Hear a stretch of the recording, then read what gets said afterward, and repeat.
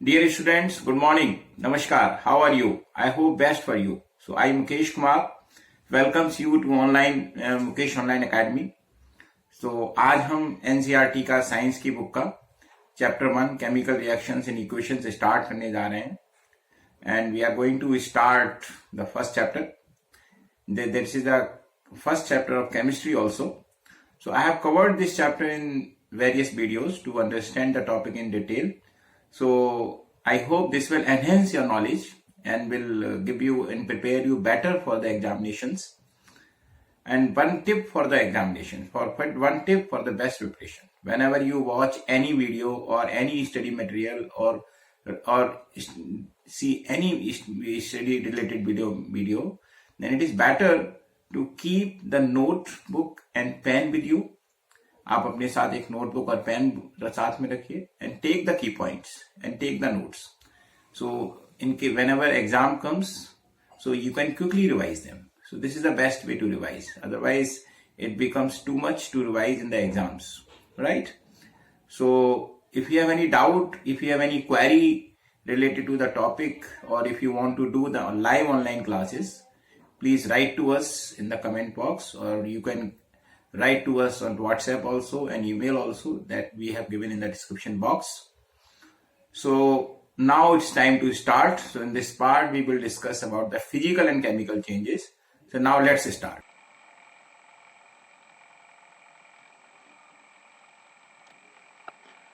तो dear students, हम सबसे पहले क्या क्या टॉपिक हम डिस्कस करेंगे तो वो हम लिख लेते हैं पहले, ठीक है? Topics to be discussed.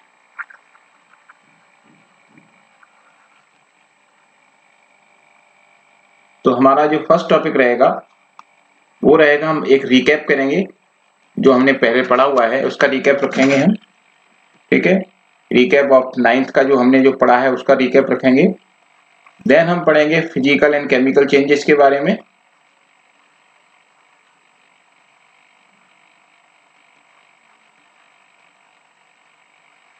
फिर हम थर्ड जो चीजें लेंगे हम कि what are chemical reactions and their examples. Chemical reactions के हमारे क्या क्या एग्जांपल्स हैं वो हम लेंगे. फोर्थ में हम लेंगे क्या कैरेक्टरिस्टिक्स हैं केमिकल रिएक्शंस की, वो हम कवर करेंगे.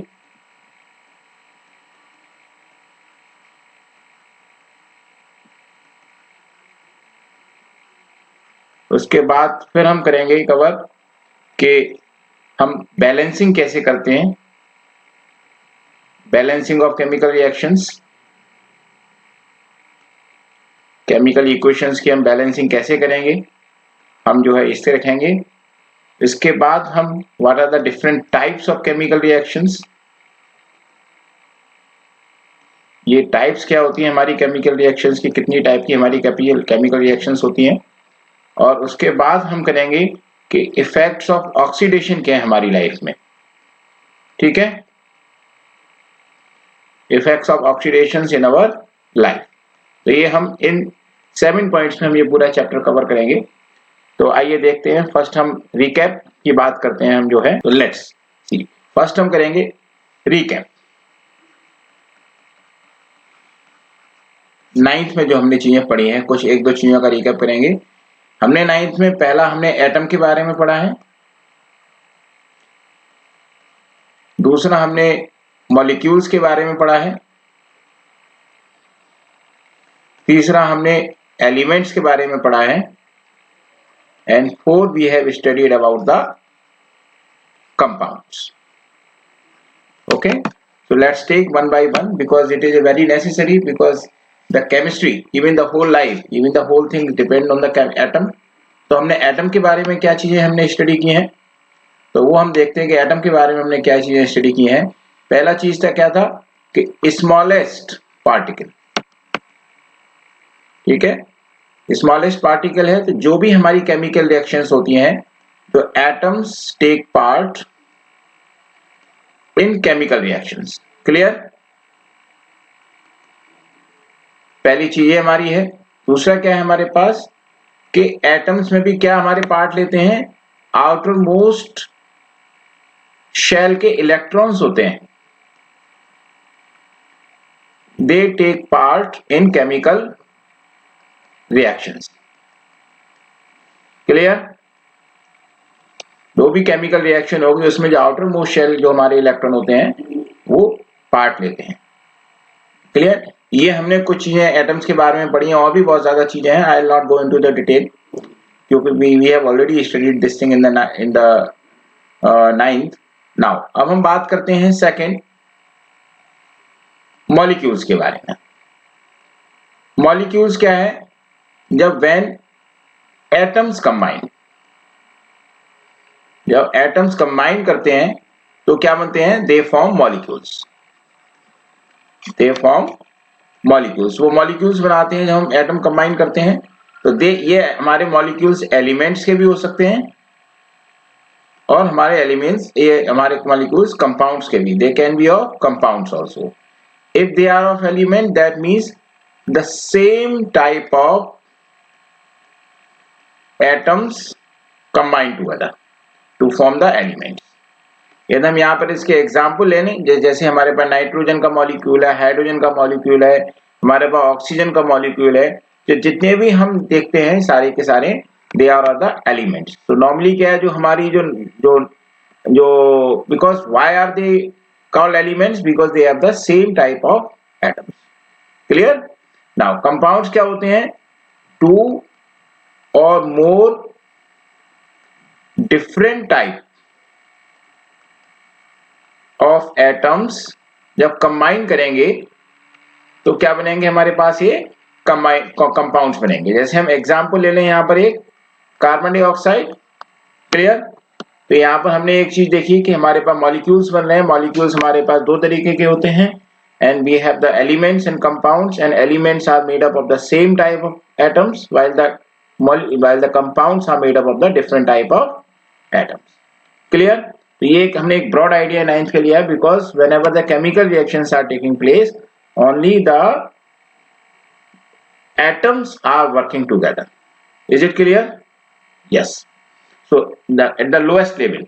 So now we come to the first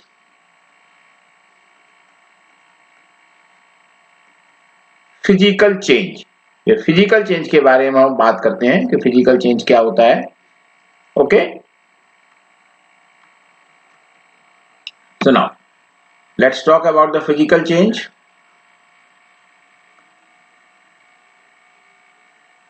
तो देखिए, फिजिकल चेंज में हम सबसे पहले बात करें, वैसे तो हमने we have already studied this topic in 8th class also and 9th class also.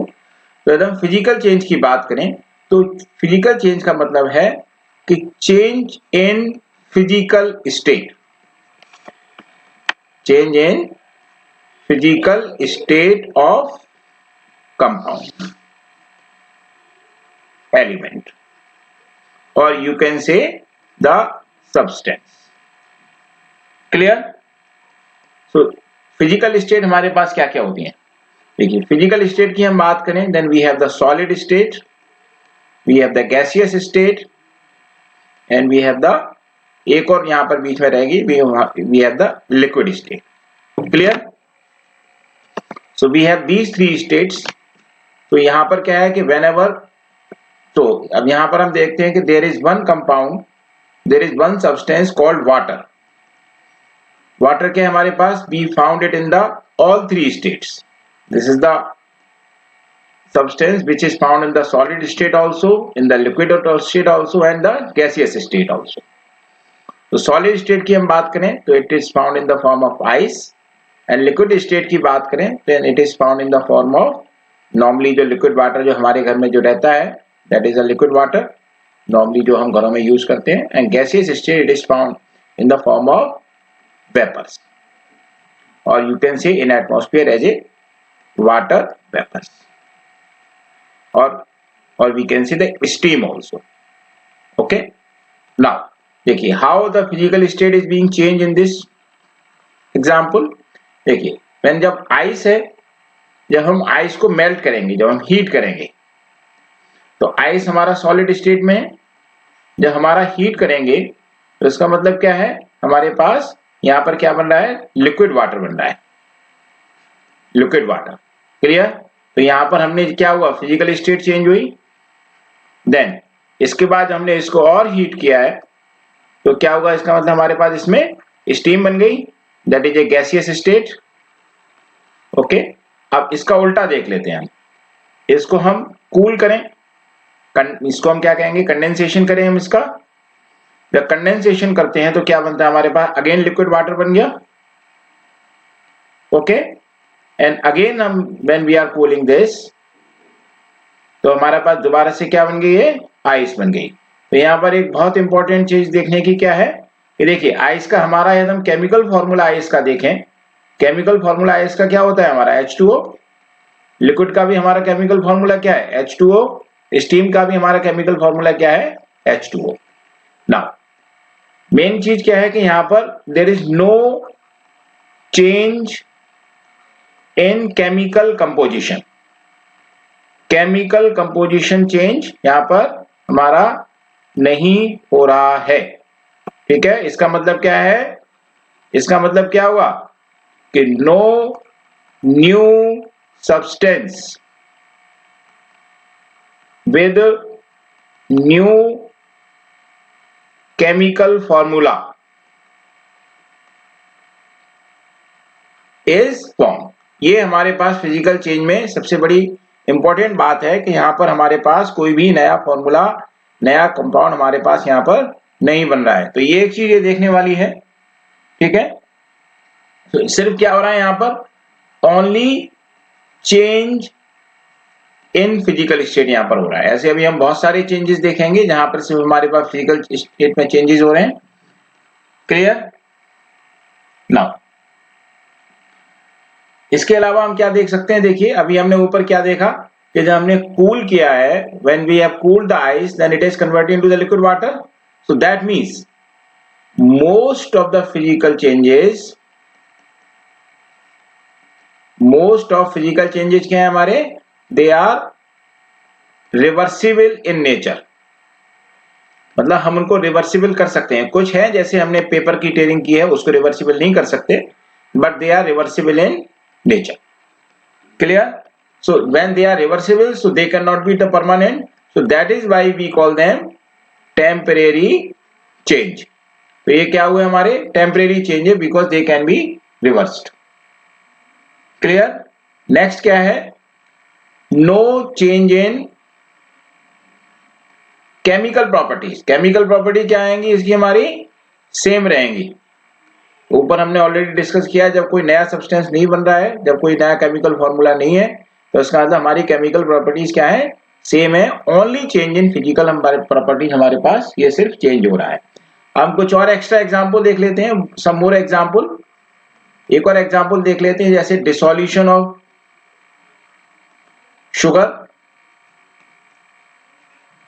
या हम सॉल्ट ले लें इन वाटर। तो यहां भी क्या है हमारे पास, इसका सॉल्यूशन हो रहा है, देयर इज नो चेंज। यदि हम जो है पानी को पिएंगे तो हमें मीठा लगेगा, पानी का भी टेस्ट है हमारे पास, सॉल्ट का या शुगर का भी टेस्ट है। ठीक है, और दूसरी चीज क्या है कि हम वाटर को हीट करके, यदि हम जो शुगर सॉल्यूशन या सॉल्ट सॉल्यूशन है उसको हीट कर लें तो वाटर को एवापोरेट करके we can again find the salt और शुगर। सो अगेन यहां पर क्या है हमारे पास, there is change in the physical property, बस क्या है सॉल्यूशन बन गया है इसका। So there are many examples that we can find in the nature. I hope you should have one activity कि आप जो है कुछ और ऐसे एग्जाम्पल देखिए, just see look for some other example where the physical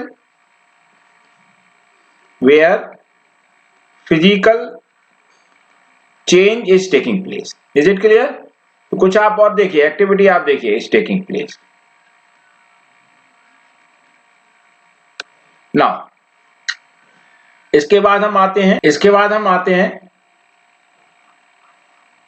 chemical change पर। इसके बाद हम केमिकल चेंज के बारे में बात करते हैं। तो केमिकल चेंज क्या है, बेसिकली यहां पर चेंज इन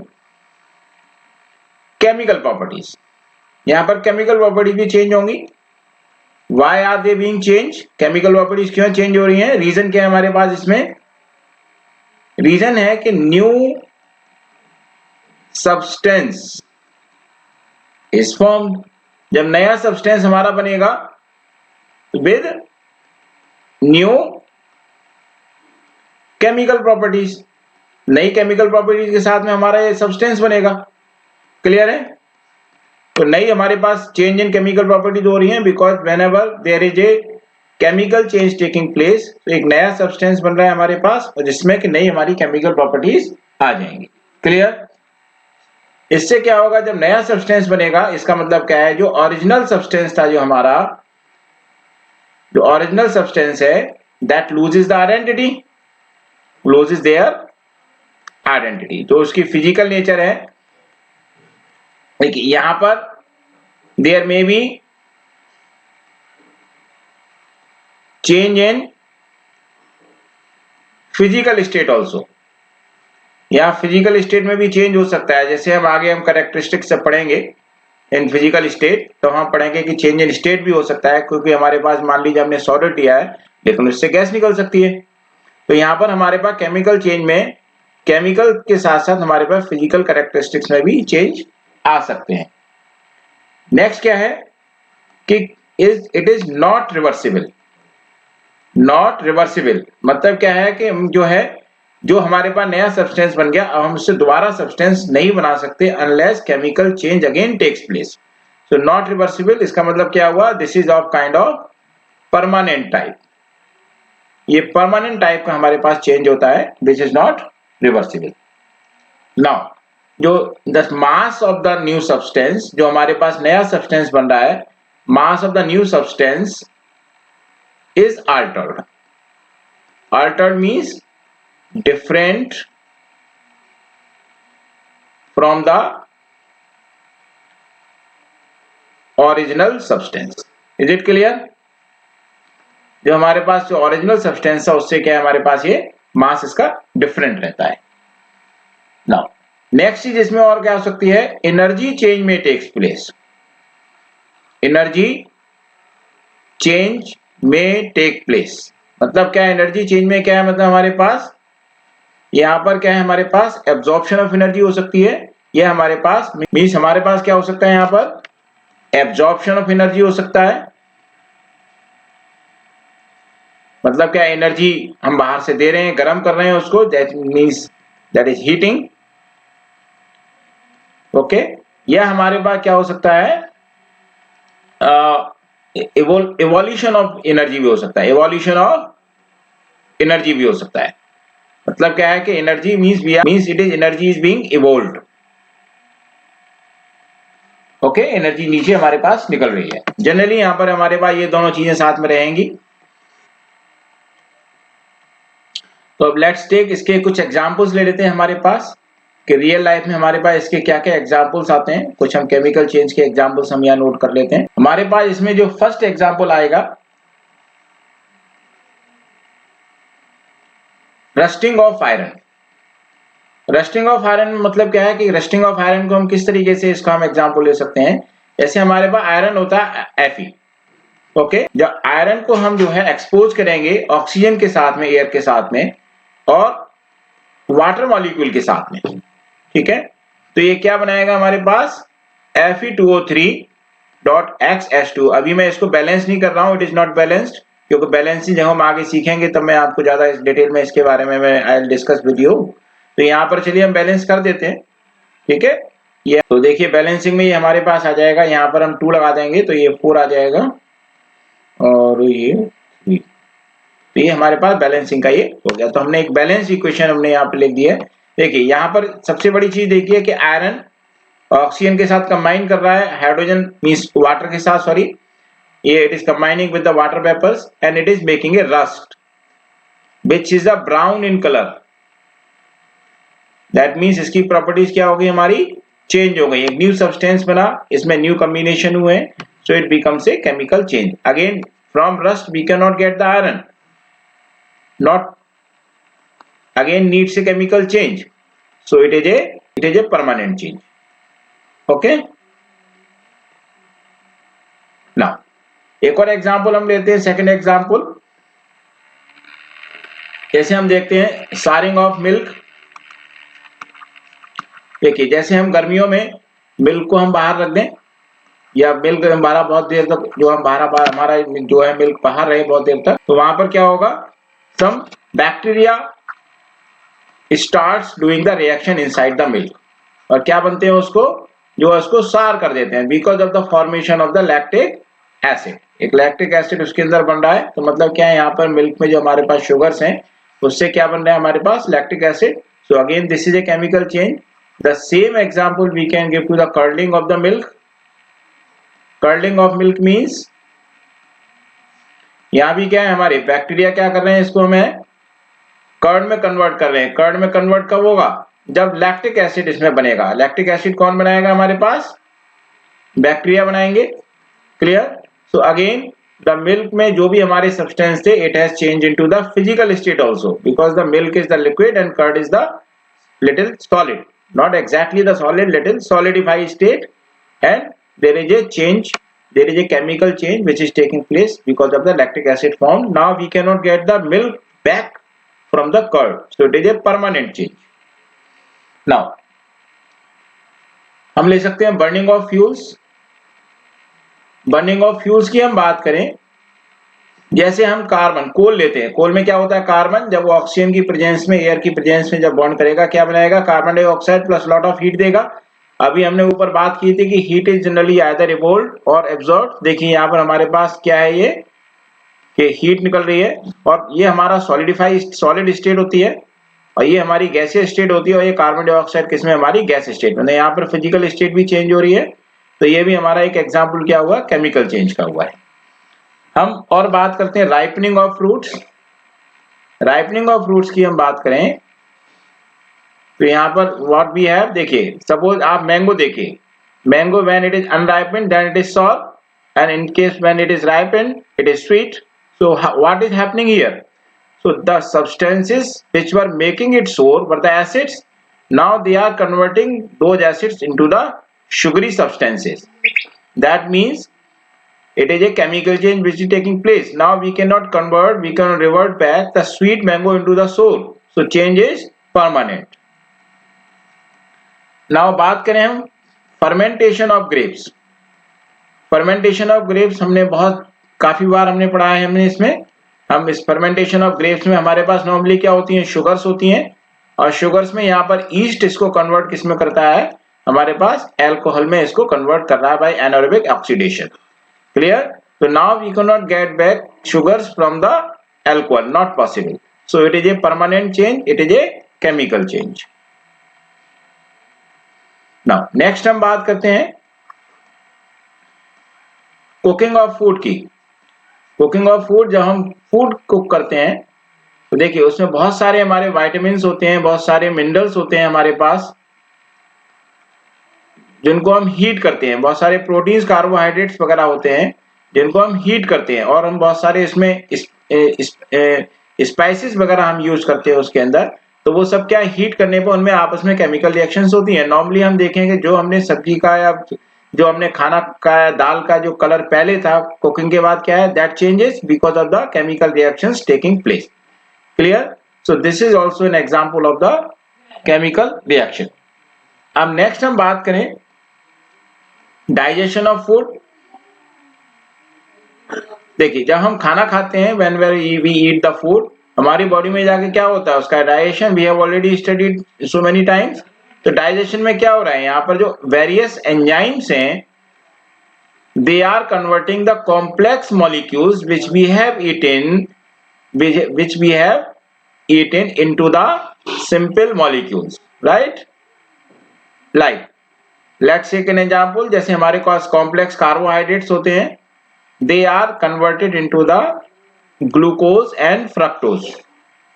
Okay, like हमारे पास फैट्स होती हैं, they are converted into the simple fatty acids. Okay, like proteins होती हैं, they are converted into the simple amino acids which can be used by the now. So these are example of the chemical change. Next हम बात करें respiration. Respiration में हम बात करें कोई भी any organism, either us or any organism in the nature, जो हम रेस्पिरेशन कर रहे हैं उसमें क्या हो रहा है, देखिए जो ग्लूकोज है उसमें हम बाहर से ऑक्सीजन ले रहे हैं और ऑक्सीजन से कन्वर्ट करके it is converting into the carbon dioxide plus water plus heat. तो यहाँ पर हीट भी इवॉल्व हो रही है। यहाँ पर देखिए ग्लूकोज से क्या कन्वर्ट हो रहा है, कॉम्बिनेशन करके हमारे पास कार्बन डाइऑक्साइड और वाटर में कन्वर्ट हो रहा है। तो this is example of chemical reaction. हम फोटोसिंथेसिस की बात करें, फोटोसिंथेसिस हमारे पास होती है। फोटोसिंथेसिस में क्या है हमारे पास, अपोजिट है इसका, कार्बन डाइऑक्साइड, वाटर और सनलाइट से हीट मिलके, सनलाइट से एनर्जी मिलती है और क्लोरोफिल की प्रेजेंस में ये क्या बना रहा है हमारे पास, ग्लूकोज बना रहा है एंड प्लस ऑक्सीजन गैस निकाल रहा है। तो यहाँ पर देखिए यहाँ भी क्या हो रही है, हमारी केमिकल रिएक्शंस हो रही है। देखिए यहाँ पर हमने we have made the glucose here and now to back convert into this, again the chemical reaction is taking place. Okay, so means to get back the original substance, again the chemical change will have to be done. Next हम बात करें burning of candle wax।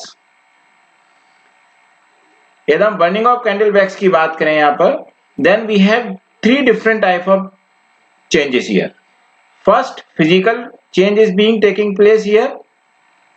Physical change में क्या हो रहा है, यहाँ पर जो हमारे पास जो सॉलिड वैक्स है that is being converted into the liquid wax and this liquid wax is being converted into the vapours.